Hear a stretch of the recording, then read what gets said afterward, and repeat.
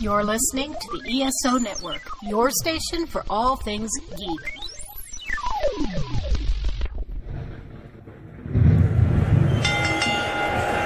The following podcast is scheduled for one fall. Coming in at 195 pounds from Studio A, he is the reigning, defending, undisputed host of the Ring of Thunder, Sexy Thor!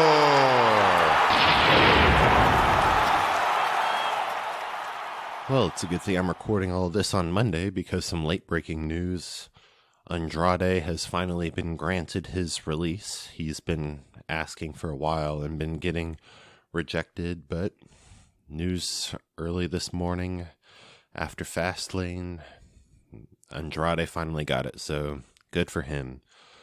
Hopefully, I don't know, either him and Zelina or now Thea can be reunited in AEW, or he can go to Ring of Honor and be reunited with Rush and Dragon Lee and La Facción Ingobernables, but either which way, we at the Thunderverse wish him the best in his future endeavors, and that's not just something we say unlike the press release of his company, but never mind.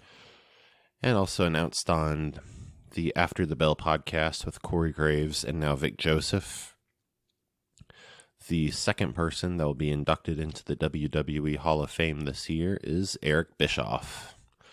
And so that's him and Molly Holly, and it's a Hall of Fame ceremony that's going to be taking place, I think, sort of virtually, on April 6th, exclusively on Peacock, which as of the 18th of this month, WWE Network is now on Peacock, but now the network still runs as a kind of separate entity, I guess, for like a couple more weeks until the Peacock exclusive stuff like the Hall of Fame and NXT TakeOver Stand and Deliver Night 2, which will have a main event of Finn Balor versus Karrion Kross, and of course both nights of WrestleMania. They're all exclusively on Peacock, so I guess that is when the network as a separate entity shall perish. Well, I say to the WWE Network, thank you for, I think it's not too far of a stretch to say, pretty much changed my life. So, thank you, WWE Network, as your own independent entity. And I'll see you on Peacock in a couple weeks. It's still just weird to say, but there is like this really dope offer of like the first month or two or however long of Peacock would be like $2.50 a month if you use the promo code Peacock Mania, which of all the words that I expected to say in 2021, Peacock Mania is not one of them. But you know, it's been a weird year for a lot better reasons than last year being a weird year so far. But also adding to the weirdness is the hosts of WrestleMania have been announced, and they will be Hulk Hogan and Titus O'Neil. I mean, I don't know why we couldn't have just given it to Titus by himself, because I thought he held up pretty well yesterday, replacing Rob Gronkowski as last year's WrestleMania host after Gronk won the 24/7 championship and got out of Dodge. The first impression we all got of Titus as WrestleMania host was after the Firefly Funhouse match, when the camera just goes right back to his face and he's just like, what did I just watch? I think he literally said that. So yeah, I am all for Titus being WrestleMania host. I'm just like, I think he could have just done it by himself, but whatever. Whatever, brother. Also, Rhea Ripley will finally be making her Raw debut tonight, as of this recording, Monday the 22nd. So, finally, cue The Rock saying, finally.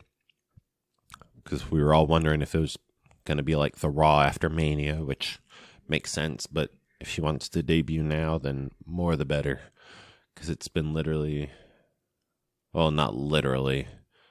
Maybe I should stop saying that in the very loose 2021 sense. But it's been almost literally 2 months since we last saw her, because we saw her at the Royal Rumble when she threw out Alexa Bliss after 10 seconds. So, no grudge held there, especially after what I saw at Fastlane. It is all good from there. I think I'm becoming a fan of long-term storytelling and just getting little bits week by week leading up to the big thing. But then again, I'm pretty sure I've been forcibly conditioned to that due to the starting off with the Marvel Cinematic Universe, and then some of the better stories that have happened in wrestling over the last couple of years. And then there's also WandaVision, which I guess groups into the MCU, but pretty much all the best things have been like some really long-term storytelling lately. I guess really, in all honesty, you could probably include Zack Snyder's Justice League in that. I mean, it's not like week by week by week that you have to wait, but I mean, we're actually willingly sitting through a 4-hour movie and everybody's agreeing that it was really good and way better than the 2-hour movie. So I don't know, the entertainment's, I guess, now starting to condition us to have longer attention spans, maybe, which is the total opposite of how entertainment conditioned us back in the 2010s. But I mean, hey. Oh, and also pretty much this whole pandemic and staying inside and trying to stay away from crowds and social situations for a year until vaccines become available to us is also another case of real life, personal, long-term storytelling, which seems like kind of a softer way to put what a whole lot of Americans have gone through, but it is pretty much a lesson in long-term planning, I think, would be the same thing. But I'm not here to preach to you. You go out to the bars and gyms and say fuck all to the mass all you want, whatever. I did get my first shot of the vaccine yesterday, and my next dose is scheduled to be on night 2 of WrestleMania. So when I say WrestleMania weekend is going to be a life-changing event, I'm not exaggerating in the least here. Like, not in the least.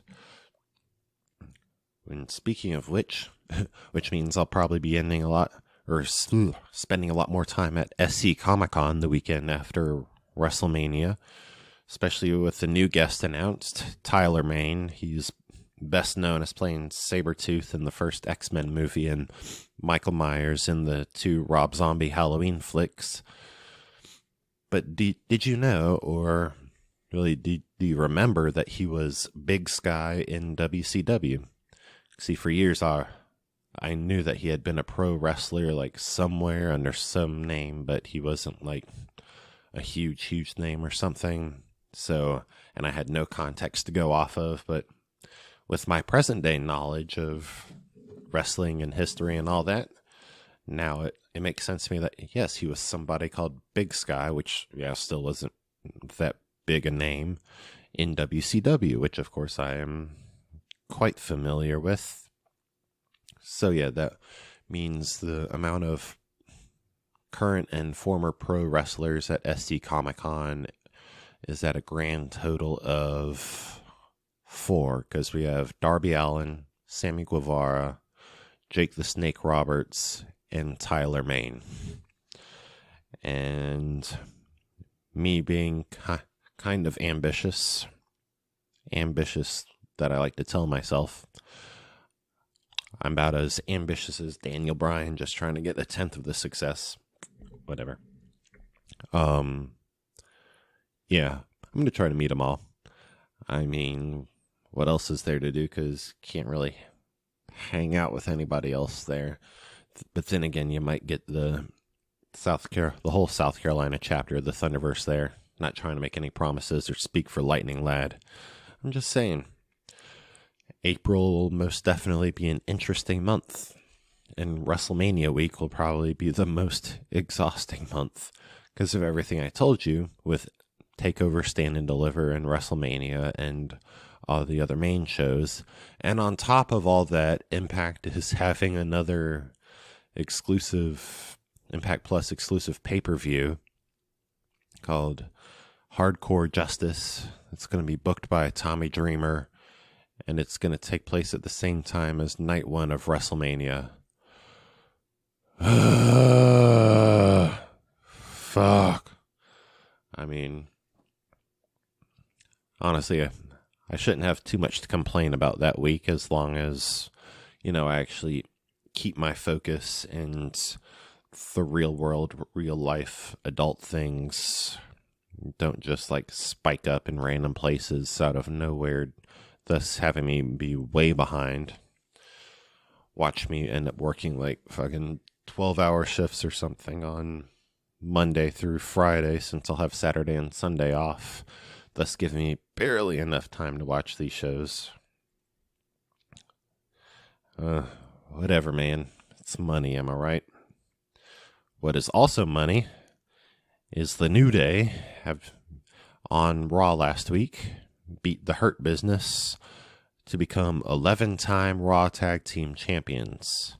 So now I'm actually really believing that at the end of the day, at some point, eventually, they will actually catch up with Charlotte Flair as far as titles won. Because Charlotte's 13 time now, we're saying. New Day is now at 11, so you never know. And then right after they won the titles, who else showed up to challenge them at WrestleMania but AJ Styles and Omos? They came out there and challenged them for the Raw Tag Team titles at WrestleMania, even though Omos has never been in a proper match. But from what I hear, he's been training hard, working hard, learning hard at the Performance Center. And, he's partnered up with AJ Styles, who's pretty much one of the best in this generation. And he'll be across from the New Day, who's also one of the best tag teams of this generation. So I definitely have my hopes, and I think he'll do well. And it should be interesting. And AJ hasn't won any tag titles the whole time he's been in WWE. He's been partnered with the tag team champions back when Gallows and Anderson were in WWE, but he's never actually held the titles himself. So I say, why not? People are just like, what? You're putting him in the tag team fight for WrestleMania? He should have a big old match. And it's just well, let me think. Since he's come in, he's had WrestleMania matches against Shane McMahon, Shinsuke Nakamura, Randy Orton, and The Undertaker in Taker's final freaking match. At that point, from then on, you're just at WrestleMania for fun. You've already had big matches and, really made history and made your mark on WrestleMania history. At that point, just go have fun. Go get tag titles if you want to. I don't hate it. And become a freaking Grand Slam champion or Triple Crown, whatever he would qualify under, you tell me. Or, he could win the world title 3 more times. I won't be mad at it. Give me Styles versus Orton too, even though you give us that for a Monday Night Raw free television main event every other month. I can't be mad at that either, because it's always fun watching AJ Styles work. So just give me whatever, and I'll probably be happy with it. I'll most likely be happy with it, because I'm not a negative Nancy or a picky Pete. Even though we use positive Pete for Pete, So should I use Picky Pete when I already use it for Positive Pete? Who cares? Basically, I'm not negative and picky, and I already have full confidence that AJ will put on an amazing show regardless of what match he's in. So just throw something at me. I mean, maybe not AJ chasing after the 24/7 championship. No offense to R-Truth there. He's wonderful, but whew. And then Bad Bunny was just like, I respect this business and I respect you, so I'm just going to give you the 24/7 championship back. I mean, hey, whatever protects Truth and whatever protects Bad Bunny and Damian Priest, I guess. And then they went on ahead and announced that Drew McIntyre versus Bobby Lashley will be for the WWE Championship at WrestleMania. They just announced that right off the bat as soon as Raw started. I was just like, okay. Figure you could, throw in those stakes for Drew versus Sheamus at Fastlane and be like, yeah, whoever wins this is going to be the one to face Bobby Lashley for the WWE Championship at WrestleMania, and just be like, oh, whoa, who could it be? Like, we're going to really set the stage for WrestleMania here, one of the many main events. Who could it be? But no, just like, no, Drew's fighting him. And then they were just trying to allude to, it's like, well, if Sheamus beats Drew at Fastlane, then maybe he either takes his place or maybe also gets inserted there as he'll have a claim. And it's just like, well, you're not really grasping at straws, but I mean, you are kind of stretching there. Like, you already just announced that this was happening, and there was no official stakes of, well, if Drew loses, then at Fastlane, then he loses his spot at WrestleMania, or Sheamus gets added. Like, they usually specify that if there was a chance of that happening. Or they just throw it in there at the very last second because Vince wants to.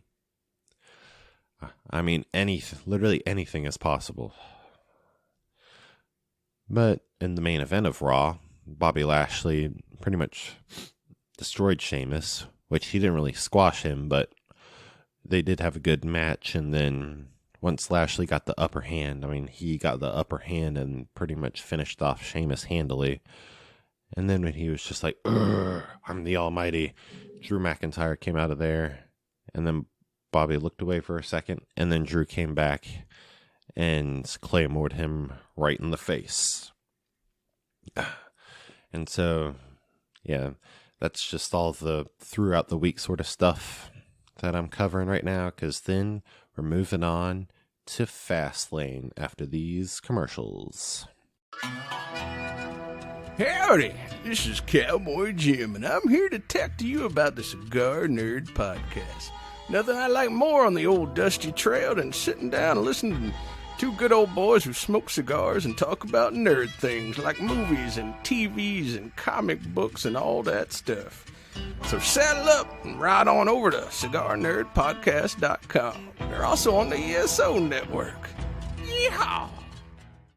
My name is Mark McCray, and I'm the author of The Best Saturdays of Our Lives. I'm Dan Klink, co-host of the Best Saturdays of Our Lives podcast. The Best Saturdays of Our Lives features programming trends from the 1966 television season all the way through the last hurrah of the early digital age of the 1990s. On the show, if it's animated, we talk about it. Order your signed copy today at tbsool.com.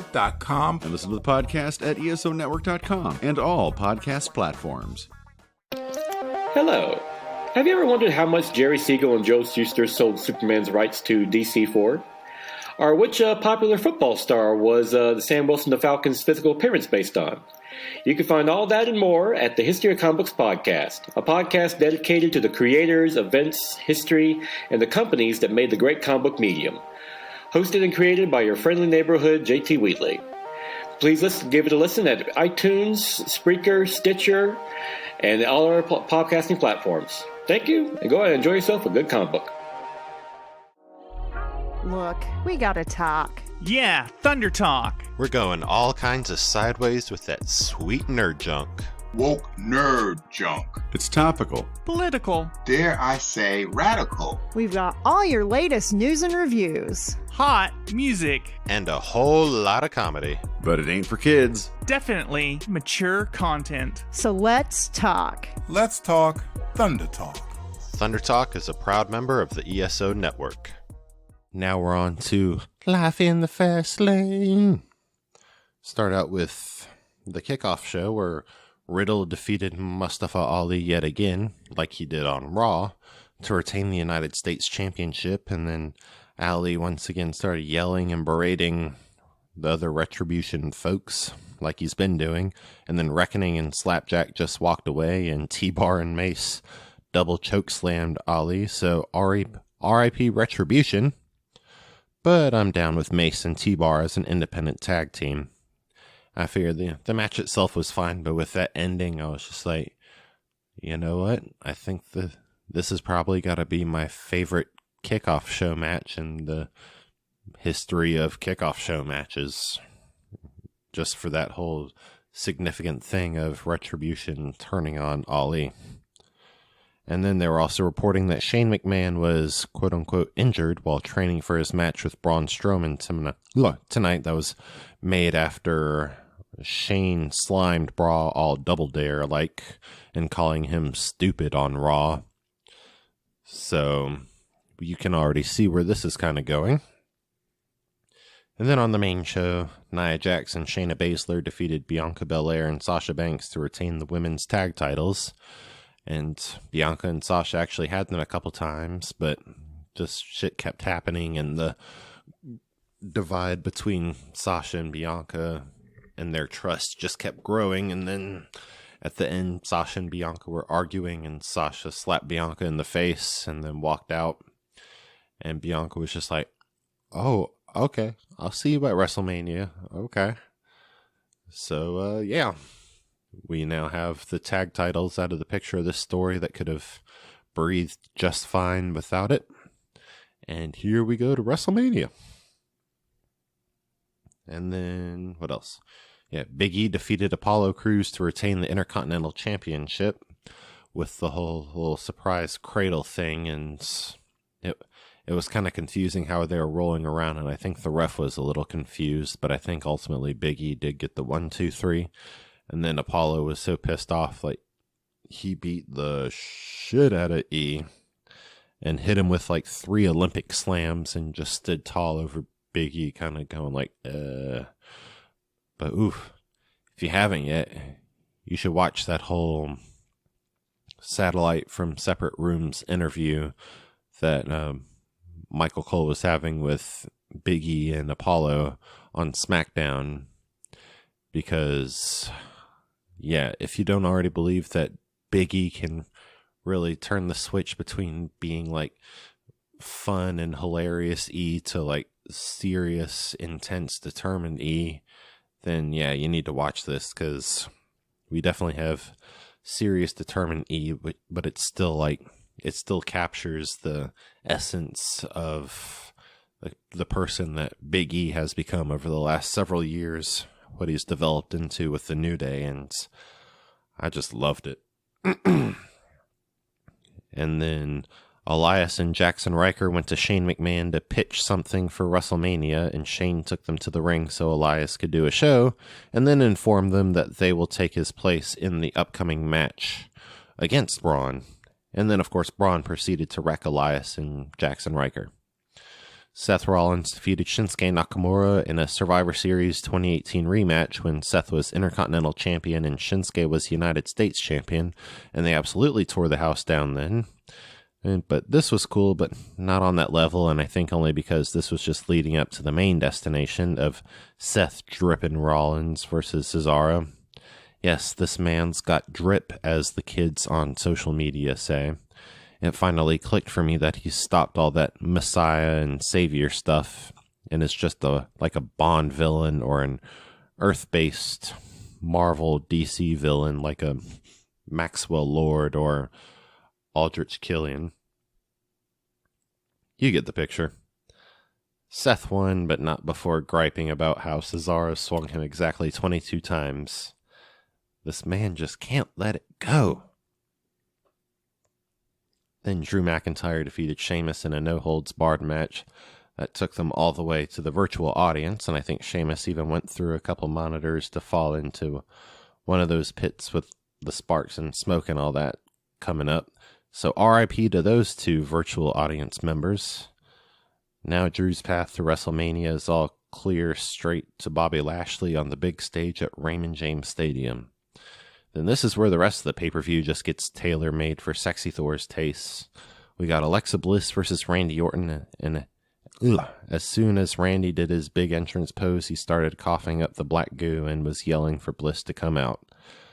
She did, and even mocked his pose while some sort of mashup between all of her themes went on, and she came out in her usual garb, but her face was way unnaturally white with shadow over her eyes, and she came out there, and then the match started with them staring each other down, and Randy Orton tried to charge ahead, and then these three sort of flames just shot out from the ground, and he was like, whoa. And then he tried to dive at Alexa and hit his shoulder in the post. And then they sort of started running around the ring, him chasing her around, and then they had a stare down on the ring side that was by the main Thunderdome. Little cameras. No, monitors. I just called it monitors. And then Alexa just looked up, and then a row of lights just fell down in front of Randy, like she just did that telekinetically. And then Randy was a little shook, to say the least. Then they got back in the ring. Then Randy tried to go at her again, and she hit him with another Hadouken. Gotta love those Hadoukens. And then, as they were just sort of looking at each other, you saw a hand come up from the ground through the ring and grab Randy's ankle, and he was just like, what? And then out reemerged a very melty and burnt Fiend. Yes, he is finally back, as of course we were all but guaranteed to pretty much get. And yeah, he's looking very melty because, of course, Randy burned him alive, and also the Fiend just reemerged from hell, and Randy was just like, what the fuck? And then Alexa just pushed Randy right into the Fiend's arms. The Fiend hit him with the Sister Abigail, and then Alexa climbed on top of Randy, and the ref actually reemerged, because I didn't see the ref the whole match, but there was a ref there to come in and count the 1, 2, 3. And now the Fiend and Alexa Bliss are back, so this Raw is going to be very interesting. And of course, there were some people poo-pooing it, of course, as it being the worst match on the card. It's just like, come on. If you've been watching WWE for some time, then you should obviously know that when they don't do intergender wrestling, and when they do, there's just usually some shenanigans. I mean, we just had the whole Sasha Banks versus Reginald like a month ago, and that was just pretty much Reginald doing some flippy arounds until Sasha Banks ended up beating him. I think, did she actually get him in the bank statement or whatever? I can't remember. So pretty much when they tease nowadays an intergender match, it's pretty much not going to be an actual match or anything like traditional. Now, if this was Randy Orton versus Alexa Bliss in Impact supposed to have this match, and they did all that, then yeah, you kind of have a right to bitch, but it wasn't. You knew this wasn't going to be like actual wrestling between them. You knew there was going to be hocus pocus shenanigans. You knew this was pretty much was going to be the Fiend coming back. So you're judging it by some standards that seems a little ill-advised, a little misinformed. But that's just my view. I knew exactly what to expect, and my expectations were met, and I'm a happy camper. I've watched this twice already, and I've watched even a couple of funny parody videos. Well, it wasn't really parody videos, but it was just that little sequence of Bray Wyatt emerging and hitting him to some very funny and appropriate songs. I retweeted one of them on my Twitter at Ring of Thunder. So check that out to see what I mean. It fits quite well and just makes the moment even better. So welcome back, Bray Wyatt. We missed you. And WWE on Fox's Ryan Satin actually made a very good point that he was actually very surprised and impressed that WWE managed to keep The Fiend off TV for 3 months. And like actually when they brought him back, he wasn't already just the same old Fiend and unburnt and all that. Like he's again very crispy, very melty. So bravo to WWE at least being able to be consistent about that. But I also feel like Bray Wyatt's also got plenty more say in his character than a lot of people, and can, for the most part, guide the direction of his own character more than most can, besides maybe Roman Reigns nowadays. So I think it was more on the part of Bray Wyatt speaking up than that, but either which way, this was a good thing. Welcome back, Fiend. We all know this is leading to Fiend versus Randy at WrestleMania, and it's most likely going to be a very different tale than what happened at TLC. So, yay! And as far as Alexa, it'll be interesting to see where she goes from here. Of course, she'll still be with the Fiend, but I wonder if and when she gets back to competing in the women's division. But then again, like, how do you put her in a feud after she just technically won a feud with a future Hall of Famer and 14-time world champion in Randy Orton? No, she's not going to win the Raw Women's Championship, because it's clear they're playing for... Okay, maybe it's not clear, because I don't even think there is a plan. But eventually, that title's probably going to go to Charlotte, and then probably going to go to Rhea.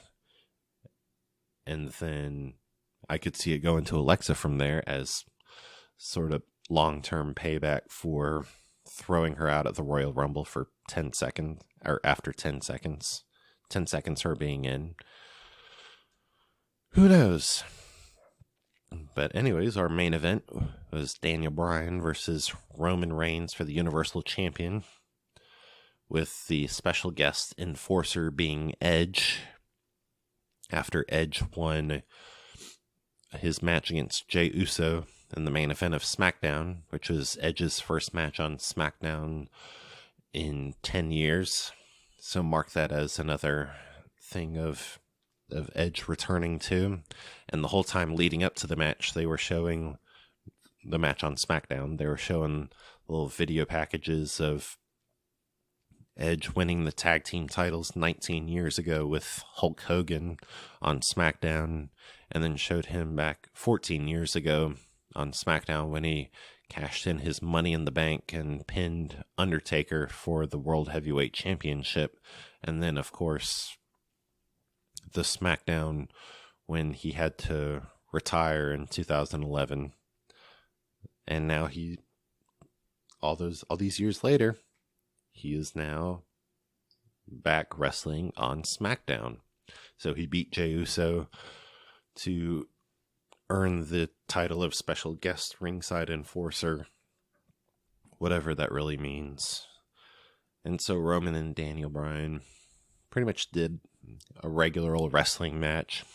I saw Roman doing holds and stuff, and I was just like, whoa, is Roman like trying to go into the technical side a little bit? Because, I mean, shoot, we already saw him in the guillotine, or like he already adopted the guillotine back when he first came back and was feuding with Jey Uso. And now he's got like Daniel Bryan in holds, and at one point he even did a Boston Crab. I was just like, holy shit. Like, Roman is getting way more technical than I think he's ever been. You're really about to just melt the minds of the entire internet wrestling community there, Roman. But hey, go ahead. You're always my tribal chief, head of the table, all that good stuff, no matter what. And then, of course, the shenanigans ensued when Daniel accidentally hit the referee with the flying knee, and the ref sold that bump very, very well, rolling out of the ring. So right after he kneed the ref like that, Roman hit him with the spear and pinned him for what should have been the 1-2-3. So keep this in mind, that Roman got the first supposed fall here, and then Edge rolled in the ring and with his special enforcer powers tried to hit the mat for the 1-2-3, but Bryan kicked out at 2, and Roman was just like, ugh. And then there was some more wrestling, and Roman in the yes lock later on, and then Jey Uso. Wait, was this before Jey Uso came out? No, I think it was after Jey Uso came out. I swear I've watched this match twice, and I've just about almost committed it to memory. But yeah, Daniel had Roman in the yes lock, and then Jey Uso came out, and he hit Edge with a super kick, then he super kicked Daniel, and then he went to go get a chair, and he was trying to, or I think he whacked Edge with a chair. Then I think he went straight over to Daniel and started hitting him with the chair. And then Daniel got the chair, started whacking Jay with it. And then, all right.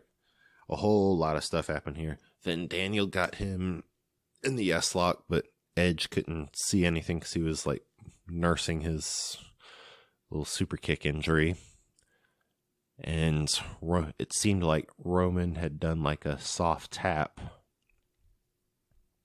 But then, no, I think Edge had already gotten whacked with a chair because Edge wasn't even looking, and he just started whacking Daniel with the chair, and he started beating Daniel, then Roman, then Daniel, then Roman, then Daniel, then Roman with the chair, and then he just got out of there. And he was just like, ugh, it's mine. Edge gone a little crazy now. I think all three of them have gone a little crazy. This isn't going to be one of, a Kevin Owens story where it's obvious that Kevin Owens is the good guy, Roman Reigns is the bad guy. They're all a little bad. They're all a little crazy. And then Roman just sort of crawled his way over, put his arm over Daniel's chest. A new ref came out and hit the 1-2-3, and Roman is still Universal Champion. So yes, Roman did tap, but before that he had gotten the quote-unquote 1-2-3 on Daniel. So it's probably going to be a triple threat. I mean, also the sky is blue sometimes, so there we have it. That was Fastlane. I definitely enjoyed it, especially the last two matches. And now we have, on the road to WrestleMania, we are now in a straight shot, straight for WrestleMania for the next 3 weeks. No more stops. We've already filled up on gas. We've already picked up our snacks. We've hit that fast lane and gotten past all the slow motherfuckers in the other lanes.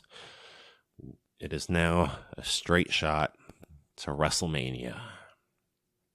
And with that said, thanks for locking up with me in the Ring of Thunder. You can find me on Facebook, Twitter, and Instagram at Ring of Thunder. You can email me with questions or whatever, and if you want them to be read on the show, mark it okay to read or something at ringofthunderpodcast@gmail.com. And I'll see you here again next week. Kick butts, not nuts. This has been a broadcast of the ESO Network. Be part of the crew and help support our shows by donating to our ESO Patreon or by shopping at the TeePublic store, which can all be found at www.esonetwork.com. The ESO Network, your station for all things geek.